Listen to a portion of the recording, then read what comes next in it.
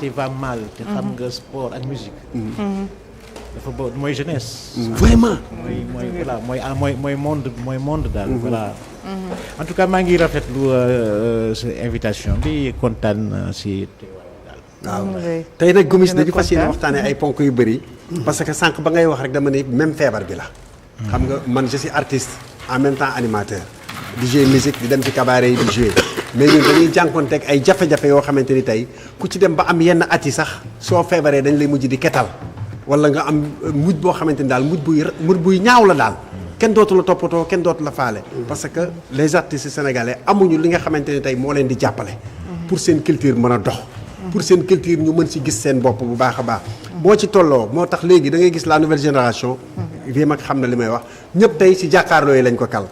autant boo daan gis batterie da lay def lu rëy mais léegi batterie dañ ko yombal ku am sa xew. wut sa musicien mu ñëw toog au lieu que mu way mais dañ koy jox liste. Cheikh Tidiane Gomis ñëw na. Théodore Semador ñëw na Fatou Diouf Faye ñëw na Penda Diallo Gueye ñëw na moom dootul woy thème su commencé thème bi li muy def après rek commencé na woyaan ñu koy may donc tous les musiciens rawatina chanteurs yi ak chanteuses yi dañoo mujj métamorphosé wu au lieu ñu nekk ay artistes dañoo nekk ay woyaankat la musique ne marche plus au Sénégal état bi jàppalewul culture bi te wax dëgg yàlla pour musique bi mën a dox ñuy dem di gagner ay disques d'or ñu ñuy mën di xool partout au Sénégal di wax culture du Sénégal il faut que ça commence ici par nous. nan lay commencer nag mooy ñii nga xamante ni ñooy sunu ay doyens dem nañ fu ne ci àdduna bi xam nañ lu ne ci musique tey jii ñu war ñu jàppale la nouvelle génération ak ñii di ñëw. donc tey bii mag feebar bi nga xamante ni culture sénégalaise feebar na ko. tey loo ñu si mën a wax. Pape li nga wax exactement c'est exactement ça c'est-à-dire que la société est malade ndax loolu yëpp bokk na ci lu tax ñu jóg. parce que artiste bi dañ ko xaw a dañ ko néewal la artiste art ci boppam la nit ñi xamul mooy lan xamuñ ne que art c'est économique parce que art day non seulement di dundal mais en plus dafay indi alal ci réew day indi alal comme promotion du tourisme alors loolu moo tax ñu ne s'il y a une bonne volonté politique maanaam des gens la nekk fii pour doxal aar il faut aussi mu am dañu jox leen aussi des solutions de sortie de crise maanaam daan wan am fu ñu xam fu ñu teg seen tànk mu bañati nekk ay politique mu bañati nekk ay affaires yi nga xam ne lu Gomis doon wax naan tappale bi ñu wàññi ko waaw parce que moo xaw a yàq tuuti Sénégal gangréné ko à tous les niveaux man à titre personnel je sais que defatuma art pour art maanaam pour am ci alal wala ay yooyu dëgg la mais su ma gisee affaire bi nekk en déperdition comme ça te ma sentir ci dama ci am rôle mais dama ciy dugal sama tànk ak sama loxo génération future yi au moins ñu mën a xam parce que aujourd'hui nu ñu découvrir or nu ñu découvrir diamant ak yëpp Sénégal noonu la art bi amee diamant ak lépp or si biiram il reste tout simplement à ce que ñu exploiter ko alors donc li nga wax Pape loolu la aujourd'hui il s'agit de teg suñu loxo fi nga xam ne foofu lañ ko war a teg formé wu en dañu nekkoon en association léegi ñu formé wu en syndicat ñu ngi koy tuddee SYNAPROC c'est-à-dire syndicat national des artistes et des professionnels de la culture bi nga xam ne dafa ëmb tous les artistes confondus musiciens yi peintres yi danseurs yi les trompettistes qui sont des musiciens donc ñëpp confondus pour ñu former benn say parce que revendications elles sont pareilles partout dañuy revendiquer alors léegi former un bloc moo ëpp doole de plus nekk syndicat parce que c'est une première au Sénégal enfin ce n'est pas une toute première parce qu'il y a eu des tentatives auparavant qui se sont soldées par des échecs malheureusement mais bii moom je crois vraiment que c'est nu mu taxawee wute na parce que quand même xam nañu fu ñuy teg suñu tànk te vraiment les artistes xam nañu li bii parce que adhésion bi ñu am mooy wone ni que ñoom xam nañ déjà que lii soxla woon nañ ko du leneen lu dul loolu l'artiste il a besoin de défendre ses intérêts il a besoin de vivre tout simplement de son art voilà. ok waaw bon c'est que grand vieux Mac Faye man li ma la bëgg a laaj mooy yow syndicat boobu nga wax man pour man maanaam il n'est pas dynamique parce que là il y a des problèmes. ci biir culture bi je donne par exemple l'exemple mooy le budget alloué. beaucoup de problèmes. le budget alloué à la culture. lii sport di jooy moom la culture di jooy. baax mais tey jii seen syndicat boobu laay wax mais boo gisee ma ne dynamique parce que il y a des problèmes on les entend pas. yàlla nga mën naa koy soog a dégg nii. parce que je suis journaliste. en fait man mën naa ko te boo Fatou Faye fii dans cette maison moom mooy chef de desk culture mu ngi nii. man loolu. syndicat bu bees tax la. moom SYNAPRO bi muy wax tey d'ailleurs tey le journal La Culture ci rajo bi jël naa ci élément. tey bu bees tax la Jules laa ci jël trompettiste la. jël naa ko assemblée générale bi nga xamante ne yéen a ngi koy waaw mais les problèmes. 2 semaines la am 2 waaw semaines ñu ngi wax seen problème. 2 semaines la am. en 2 semaines. ñu ngi koy soog a mettre ak Djibi Guissé voilà ñun ñëpp yéen et on fait notre assemblée générale d'ailleurs demain inchallah jeudi inchallah le mercredi on vous convie d'ailleurs yéen ñëpp ngeen ñëw ngeen dégg nga xool lan la ñuy mbébét voilà. Ousmane am naa benn laaj bu ma koy est-ce que yéen contribuer à la mort programmée si entre guillemets de cette culture bi ngeen di caster que état bi daf leen laisser en rade parce que on se rappelle par exemple à Dakar il y avait 19 centres culturels les 19 centres culturels yi amoon Dakar samedi vendredi samedi dimanche tout le temps il y avait des activités il y avait des programmes ça permettait aux petits artistes avec même bu amee ay je sais pas ci koñ yi fuural yi benn xale boo xam ne mënul kii yoom jarul ginnaaw am na benn musique shop mu ñëw foofu kooku jaay ko ay instrumental ak genre yooyu mu commencé ndànk-ndànk tey fermé ngeen porte yooyu tey musique shop yi nga xam ne tey ñoo doon def promotion artistes yi jël ngeen ak kii wu BSDA xeex ñooñu ñëpp ñu tëj leen te ñoo doon def promotion musique sénégalaise est-ce que yéen ci affaire bi xeex boobu ngeen def moo def retournement de situation bi tey bi ngeen nekk nga xam ne tey doo leen gisati benn production koñ yi day dee centre culturel yooyu tamit dundatul parce que centre culturel yooyu li nga xam ne moo doon dafa doon dundal dëgg boo xoolee fii Dakar toutes les communes les 19 centres culturels man je me rappelle vendredi samedi dimanche tout le temps il y avait des programmes. mais gis nga li ngay wax nii c'est des problèmes en fait c'est nous ne sommes pas les décideurs nous venons constater ce qu'il y a yi ngay wax nii ça fait partie des choses yi nga xam ne moom la ñu war a jóg si la ñu war a jóg bien que c'est discutable encore une fois les samples yooyu ñu doon joxe noonu pour aider les jeunes et tout ça encore c'est discutable mais encore une fois ñun c'est une somme de revendications la ñu jël dajale ko ci biir syndicat bi pour pouvoir être des interlocuteurs valables auprès de et en ayant par exemple un État en face en ayant par exemple des organismes voilà pour défendre les intérêts des artistes de façon générale des acteurs culturels. gis na ngeen affilié wu ci CSA di ab syndicat. c'est ça. pour rek donc central syndicat pour être plus fort wax ci aussi copie privée bi. yooyu yëpp di ay points yoo xamante ne yéen a ngi ko ci bëgg a. voilà c'est ça parce que loolu yëpp ça fait partie des revendications. la copie privée. pour ceux qui ne comprennent pas ce qu'est la copie privée. la copie privée dafa nekk une compensation. c'est-à-dire xam nga s'il faut remonter. par exemple su ma yoree sama téléphone bi nii. di wëy wala may déglu musique. streaming wala téléchargement. normalement dama ko war a fay parce que la musique ça se paye. la définition de la musique normalement dañ ko war a fay saa yu ko dégloo c'est comme quand on consomme de l'eau. lu ñu ko utiliser ay générique lu ñu ko mën a utiliser dañoo war a fay. on doit payer. maintenant la loi autorise quand on écoute à titre personnel une œuvre de ne pas payer. même là dans le cadre d'une famille on dañ ko exception là pour dire que c'est comme si on était seul. mais dès lors que ça a un caractère public ñu dugg ci taxi ñu dugg ci oto ou bien muy ngénte wala un truc bi nga xam ne caractère public.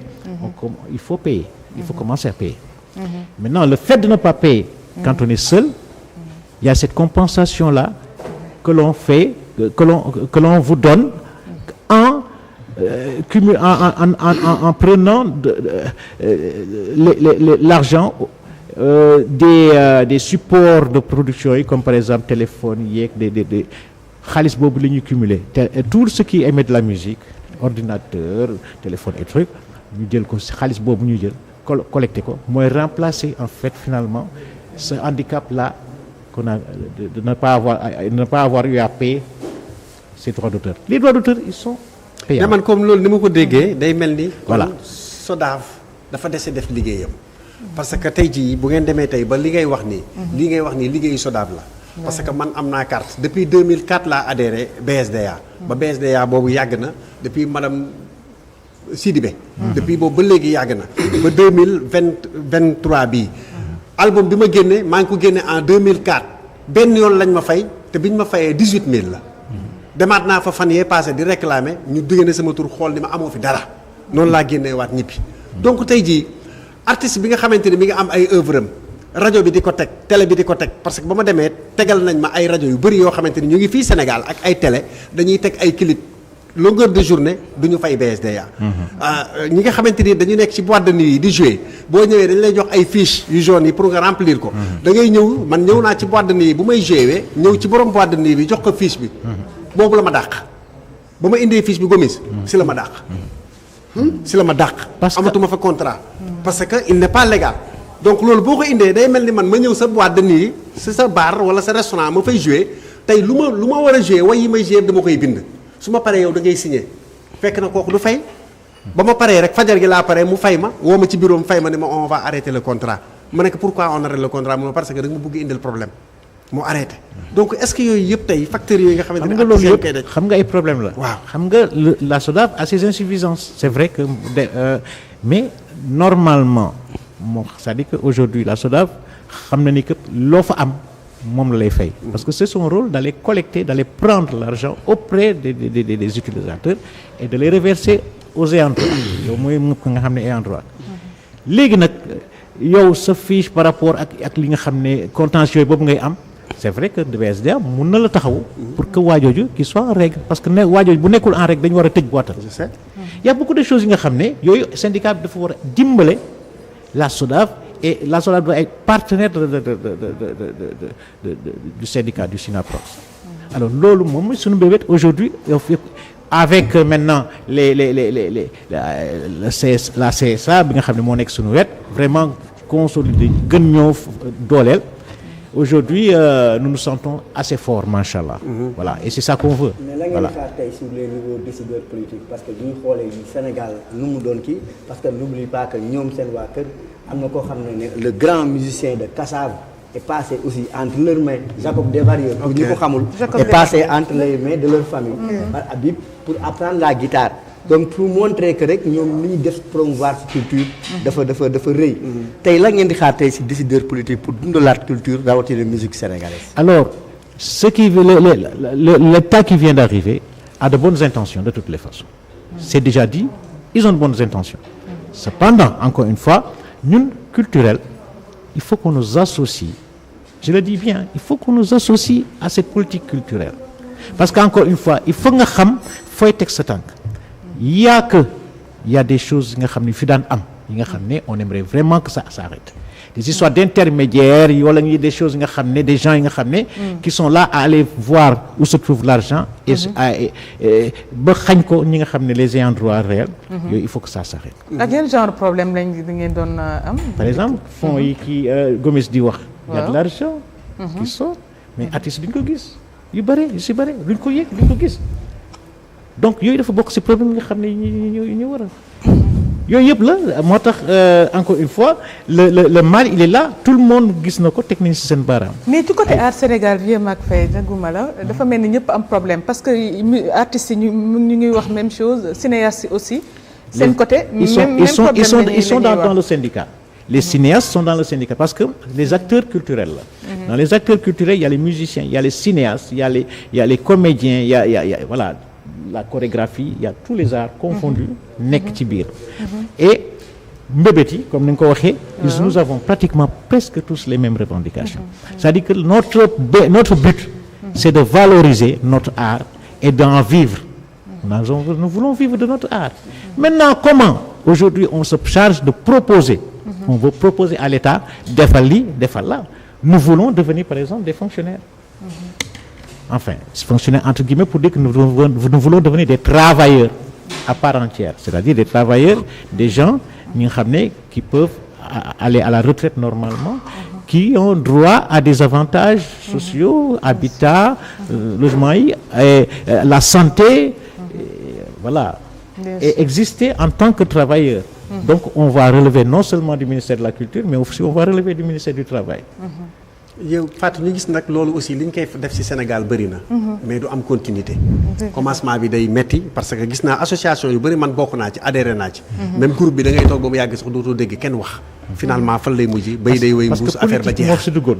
waaw bul politique boo ubbee buntu politique rek. voilà dëgg bi jaar si fenêtre génn. dëgg la.